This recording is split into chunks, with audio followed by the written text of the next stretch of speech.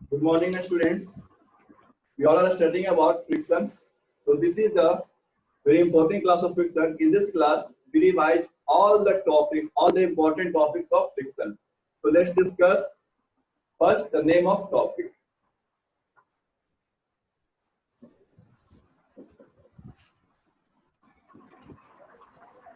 First is the definition of friction.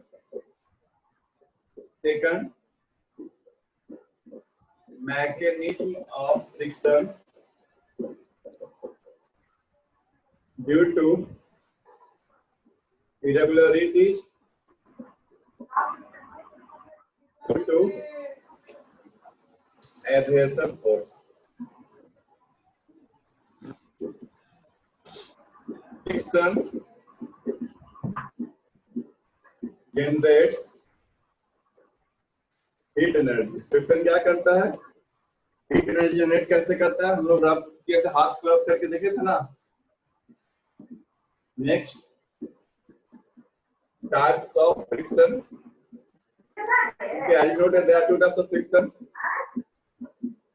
A static friction, जब body rest में रहता है. काइनेटिक फ्रिक्शन, जब बॉडी रहता है मोशन में रहता है. दो तरह का काइनेटिक होता है. पहला स्लाइडिंग और दूसरा rolling. Fifth number, advantages and disadvantages of friction.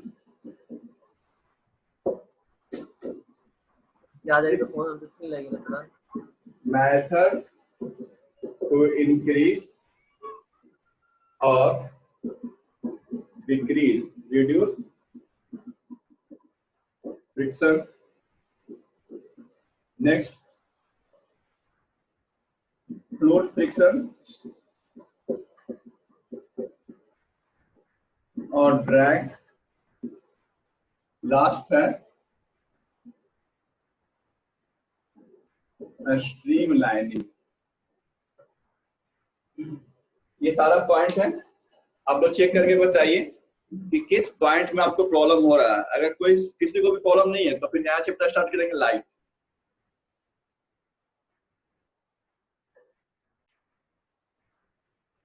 So let's start this class. The first point is definition of friction. As we know that friction is a force of opposition which acts when two bodies try to move with respect to each other. यानी एक body move करने की कोशिश करता है तो दूसरा body क्या करता है, उसको अपोज करता है और उस अपोज को बोलते हैं friction. The direction of friction is always opposite to the direction of point of motion. अगर मोशन फॉरवर्ड हो रहा है तो फ्रिक्शन क्या जाएगा, बैकवर्ड.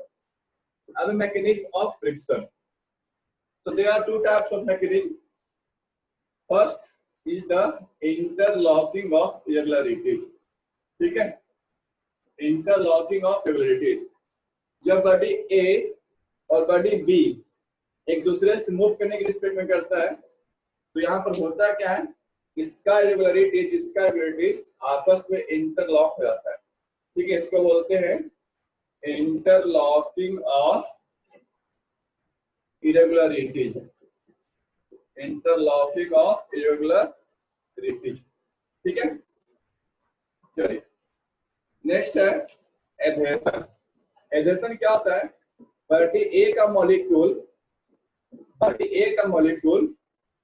और बॉडी बी का मॉलिक्यूल ये क्या करता है, आपस में इंटरमॉलिक्यूलर फोर्स ऑफ अट्रैक्शन लगाता है, एक दूसरे को अट्रैक्ट करता है.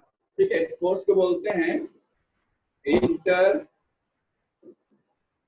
Molecular force of attraction. ठीक है, जब ये फोर्स लगाता है एक दूसरे को अट्रैक्ट करता है, ये मोशन को अपोज करता है. जब मोशन को अपोज करता है तो उसको क्या बोलते हैं, फ्रिक्शन. ठीक है, क्लियर हो गया एडहेशन. एडहेशन क्लियर हुआ. Adhesion is due to the intermolecular force of attraction between molecules of one body with the molecules of another body. Due to this attraction, it opposes the motion. This opposes the motion is called friction. Adhesion clear हुआ? Yes या no? जल्दी से chat में बताइए.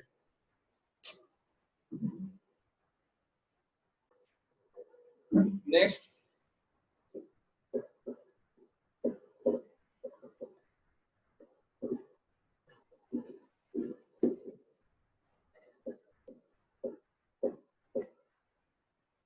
Next है friction generates heat energy. Friction क्या करता है? हीट एनर्जी जनरेट करता है. जब हम वन बॉडी को दूसरे बॉडी को मूव करने की कोशिश करते हैं तो मेरा एनर्जी क्या आता है? लॉस हो जाता है. तो एनर्जी जो मेरा लॉस हुआ वो कहाँ गई? एनर्जी हीट एनर्जी में गई. ठीक है. जब एक बॉडी दूसरे बॉडी को मूव करने की कोशिश करता है, जब एक बॉडी दूसरे बॉडी को मूव करने की कोशिश करता है तो यहाँ पर मेरा एनर्जी क्या लॉस हो रहा है. तो एनर्जी गया कहाँ? एनर्जी कहाँ गया? हीट एनर्जी गया. तो इसको रब करिए, सारा लोड रब करके देखिए तो ठंडा लगता है गर्म बताइए तुमको.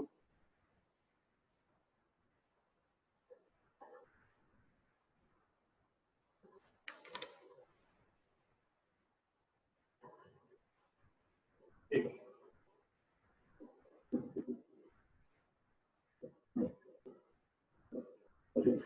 नेक्स्ट है टाइप्स ऑफ फ्रिक्शन. तो पहला है स्टैटिक फ्रिक्शन. ठीक है. स्टैटिक फ्रिक्शन क्या होता है? जब हम एक बॉडी सरफेस पर रखा हुआ है और इसको मूव कराने के लिए 30 न्यूटन चाहिए, लेकिन हम जो फोर्स अप्लाई कर रहे हैं वो 20, 25, 26, 28, 29, ठीक है, इस तरह से उसको हम दे रहे हैं. तो बॉडी मूव करेगा या से नो?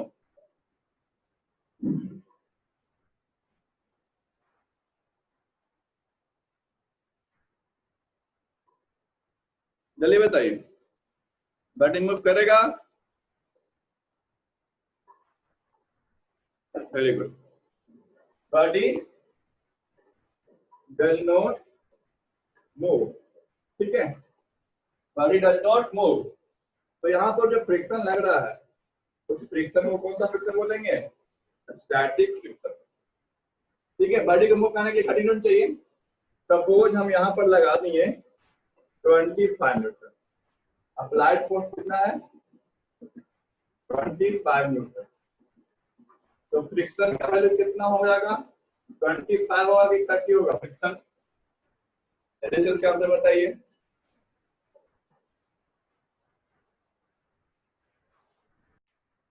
देखिए मैक्सिमम कितना लग रहा है? 30 न्यूटन. फोर्स कितना लगा है? 25 न्यूटन. बॉडी मूव नहीं कर रहा है. जब बॉडी मूव नहीं कर रहा है तो अप्लाइड फोर्स और फ्रिक्शन दोनों क्या होता है? इक्वल होता है. अप्लाइड फोर्स और फ्रिक्शन दोनों क्या होता है? इक्वल होता है. अब सपोज इस पर हम फोर्स लगा दिए 40 न्यूटन और मूव कराने के लिए जो मैक्सिमम फ्रिक्शन चाहिए था वो कितना था? 30 न्यूटन. तो जैसे ही हम 40 न्यूटन लगाएंगे तो अब फ्रिक्शन कितना लगेगा? 40 न्यूटन लगेगा कि 30 न्यूटन लगेगा? जल्दी से उसका आंसर बताइए. 40 की 30? Very good. कितना लगेगा? 30 Newton.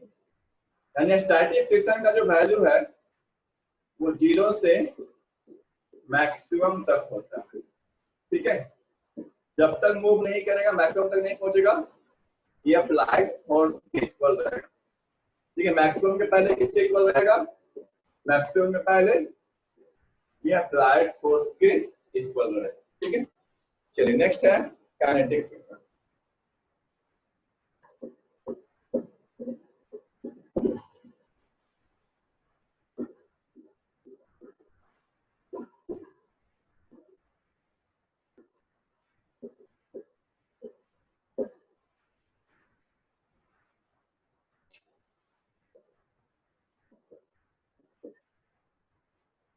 What is kinetic friction?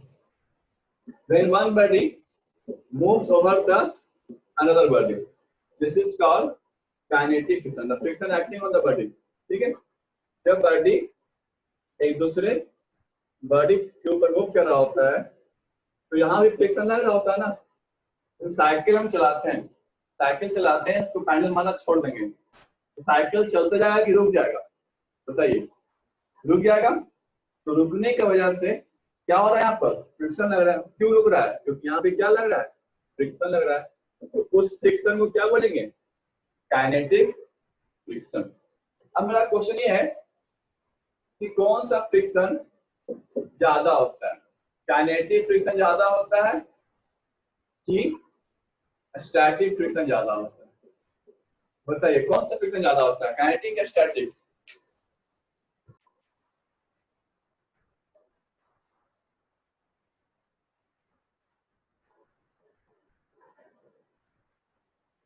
Very good, right answer. Kinetic friction is less then और इक्वल टू, ठीक है, या तो उसके बराबर होगा या तो उससे क्या होगा, कम होगा। Kinetic friction is less then. क्यों ऐसा होता है? क्योंकि जब वो रुका हुआ रहता है, जब वो रुका हुआ रहता है तो इंटरलॉकिंग ज्यादा होता है, और कभी चलते रहता है, मूव करते रहता है तो इंटरलॉकिंग क्या होता है, लेस होता है। ठीक है, क्लियर है सबको ये पॉइंट? यस, जल्दी बताइए।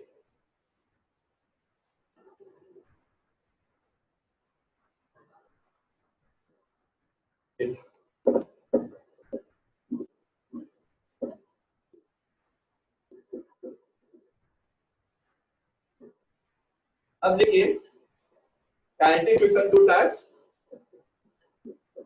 स्लाइडिंग और दूसरा रोलिंग। यानी कि एक बॉडी दूसरे बॉडी पर स्लाइड कर रहा है और एक बॉडी दूसरे बॉडी पर क्या कर रहा है, रोल कर रहा है। ठीक,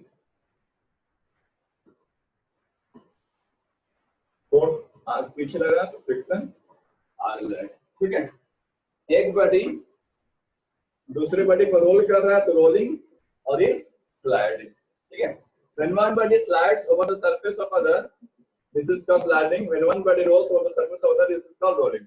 ठीक है, अब हम लोग पढ़े हैं rolling friction.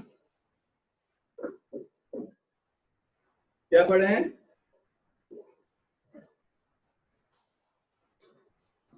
Rolling friction is less than sliding friction because in rolling there is point or line contact between two bodies। ठीक है, आप लोग बताइए स्लाइड करना आसान होता है कि रोल करना आसान होता है, कौन ज्यादा आसान होता है? अगर ये लगेज है इसको मूव कराएंगे ये आसान होगा, इसको व्हील्स बना करके मूव कराएंगे इसमें आसान। फ्रिक्शन किसमें कम लगेगा, फ्रिक्शन किसमें कम लगेगा?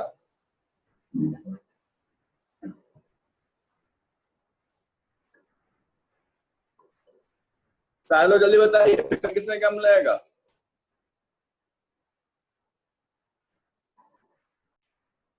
ठीक है, rolling friction is less than sliding friction. Reason क्या है? In rolling friction there is point contact और लाइन कांटेक्ट। अब आपको बताना है हार्ड सरफेस पर रोल करना आसान है कि सॉफ्ट सरफेस पर? हार्ड सरफेस पर रोल करना आसान है कि सॉफ्ट सरफेस पर? वेरी गुड, लगता है सबको प्रैक्टिकल याद है। यस, प्रैक्टिकल करवाए थे ना नोट कॉपी पर, उस पर कागज रख करके? प्रैक्टिकल याद आ रहा है सबको?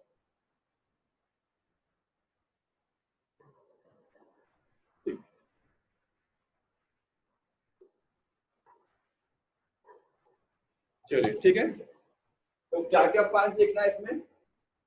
स्लाइडिंग में लिखना है इट डज नॉट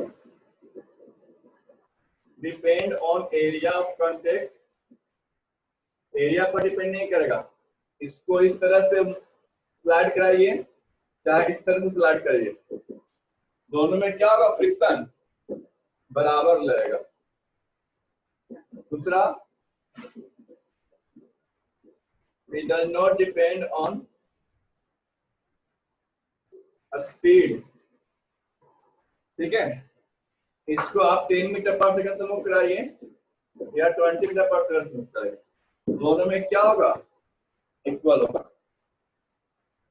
रोलिंग में क्या लिखना है, ठीक है, हार्ड सरफेस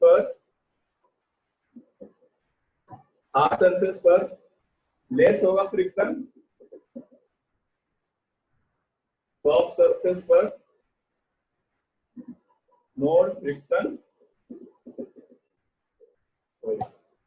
ठीक है।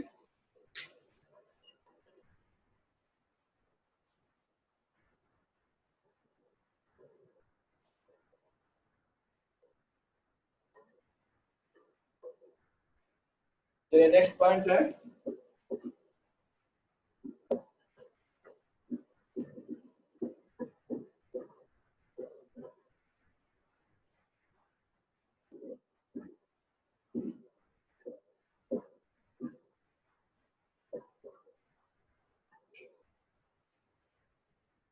advantages and disadvantages of friction। एक क्वेश्चन था, why friction is also called necessary evil। इसका मतलब फ्रिक्शन को हम लोग क्या कहते हैं, जरूरी दानव। इसका कोई आंसर दे सकता है?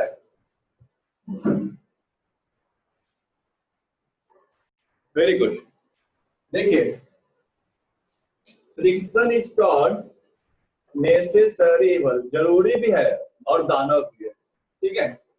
As we know that friction is very important in our daily life activity, ठीक है। तो यहाँ पर क्या करेंगे हम, ना फ्रिक्शन बहुत अच्छा है, इसको अपने पास रखो। लेकिन सम केसेस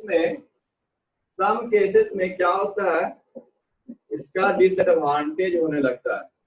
ज्यादा होने की वजह से, फ्रिक्शन ज्यादा होने की वजह से इसका क्या होने लगता है, डिसएडवांटेज। तब कहते हैं कि हटाओ, ठीक है, फ्रिक्शन को हटाओ, फ्रिक्शन को डिक्रीज करो, फ्रिक्शन को हटाओ और फ्रिक्शन को डिक्रीज करो। जहाँ फ्रिक्शन अच्छा है उसको रखेंगे, जहाँ पर हटाया रहेगा उसको कम करेंगे, उसको हटा देंगे जहाँ पर नुकसान रहेगा। तो क्या क्या इसका फायदा है और क्या क्या नुकसान है, देखिए करके शेयर करते हैं। Advantage, it helps in walking, ठीक है। बताइए, आइस पे चलना आसान है, आइस पे चलना आसान है, यस बताइए। It help in writing. अब देखिए, ये बोर्ड जो मेरा छूने में काफी स्मूथ लग रहा है, ये बोर्ड है जो टच करने में काफी ज्यादा स्मूथ है, लेकिन अगर ये स्मूथ रहता, फ्रिक्शन नहीं रहता इसमें, तो हम लिख पाते इस पर, हम लोग लिख पा रहे हैं क्योंकि इस पर क्या हो रहा है, फ्रिक्शन हो रहा है। होल्डिंग, इसको हम पकड़ पा रहे हैं, तो किसकी वजह से, फ्रिक्शन से। अगर फ्रिक्शन नहीं होता तो क्या होता है, ये स्लिप करके गिर जाता। होल्डिंग हो गया, या फिर हम लोग फिक्सिंग नेल, दीवार में कांटे को हैमर करते हैं तो फिक्स रहता है ना, किसकी वजह से, फ्रिक्शन की वजह से। अप्लाई ब्रेक, सोचो अगर ब्रेक नहीं होगा, साइकिल और बाइक चलाते समय सोचिए अगर ब्रेक नहीं होगा तो क्या होगा, रोकना पॉसिबल है, पैर से फिर लगाना पड़ेगा आपको, ठीक है। तो ब्रेक लगाने के लिए क्या है, काफी ज्यादा यूजफुल है ना, चलने के लिए, लिखने के लिए, किसी चीज को पकड़ने के लिए, किसी चीज को फिक्स करने के लिए, और ब्रेक लगाने के लिए फ्रिक्शन क्या है, यूजफुल है। तो हम रखेंगे यहाँ पर, हम क्या करेंगे, इसको रखेंगे, बहुत अच्छा चीज है। नेक्स्ट है डिसएडवांटेज। तो क्या क्या डिसएडवांटेज है, देखिए क्या क्या disadvantage.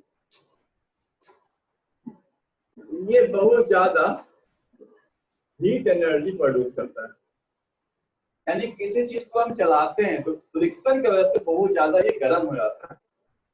Tier and wear, friction की वजह से बहुत सारा पार्ट ऊर्जा मशीन का घिस जाता है, टूट जाता है, ब्रेक होता है। जैसे आप लोग फ्रिक्शन की वजह से आपका शू जो सोल है वो घिस जाता है, साइकिल का टायर है वो भी घिस जाता है ना। मशीन का पार्ट काफी ज्यादा ब्रेक हो जाते हैं फ्रिक्शन के वजह से। फिर क्या होता है, फ्रिक्शन की वजह से हमारा जो एफिशिएंसी काम करने का वो घट जाता है। जब कोई मशीन हम नया में लेकर आते हैं, अब धीरे धीरे वो चलते चलते फ्रिक्शन की वजह से उसका एफिशिएंसी काम करने का क्षमता घट जाता है। ठीक है, फ्रिक्शन से वजह से क्या होता है, मेरा स्पीड घट जाता है। जैसे आप साइकिल चलाते हैं, साइकिल चलाते चलाते पैडल मारना छोड़ देते हैं, तो फ्रिक्शन की वजह से ही क्या होता है, स्पीड मेरा घट जाता है। और लास्ट है, ये काफी ज्यादा नॉइज, शोर। जब मशीन चलता है तो खट खट खट खट जो आवाज आता है ना, फैन चलता है तो उसमें जो आवाज आ रहा है, तो किसकी वजह से, फ्रिक्शन की वजह से। सब क्या है, उसका डिसएडवांटेज है। यहाँ तक क्लियर हो गया सबको, यस या नो बताइए।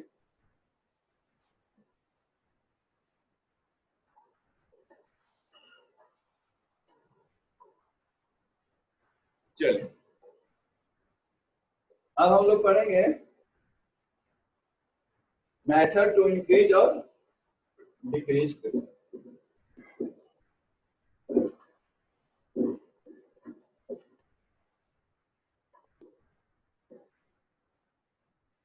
ठीक है, method to increase decrease friction क्या होता है, देखिए। इंक्रीज करने के लिए हम सरफेस को रफ करेंगे,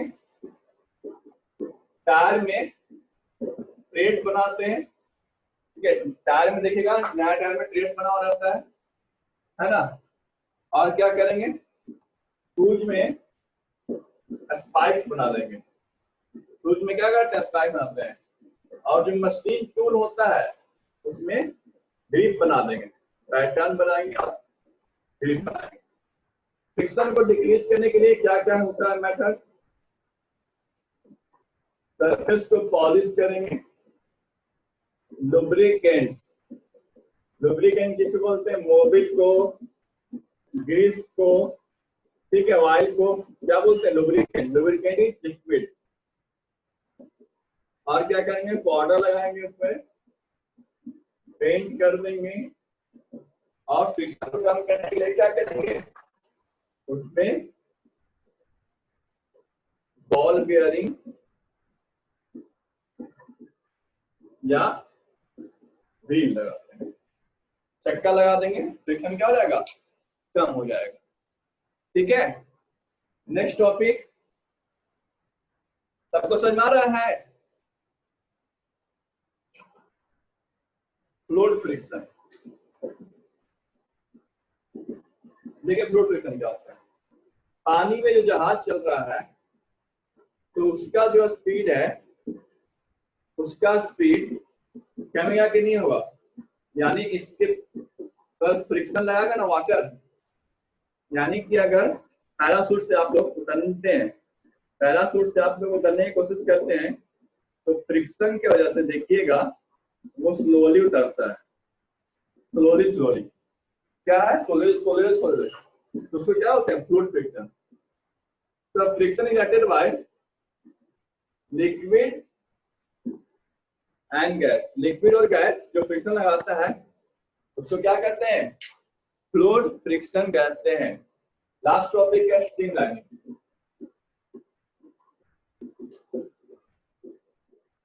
what is streamlining? Streamlining is a method to decrease fluid friction। कैसे, हम क्या करेंगे, उसको पॉइंट हेड शेप देंगे। जो कल हमारा, आप लोग देखो ना, कल हमारे पास तो कोई प्लेन प्लेन आता है, जेट प्लेन हमारे पास आया ना कोई, कल हमारे पास आप लोग न्यूज में देख रहे होंगे हमारे पास जेट प्लेन हो रहा था। तो आप देखिएगा उसका जो हेड होता है वो पॉइंट हेड शेप होगा, बहुत ही नुकीला होगा, पॉइंट हेड शेप बहुत ही नुकीला, जिसकी वजह से क्या करता है ये फास्ट मूव करता है, जिसकी वजह से क्या करता है ये फास्ट मूव करता है। जितना भी बुलेट ट्रेन देखिएगा इसका जो नोज होगा, इसका जो हेड होगा काफी ज्यादा लंबा होता है। देखिए बुलेट ट्रेन है ना, इसको बोलते हैं स्ट्रीम लाइनिंग। बोले क्लियर हो गया?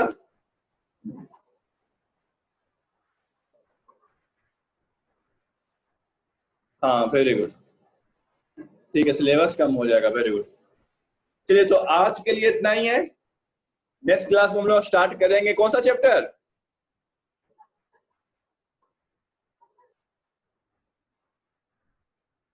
Very good, light.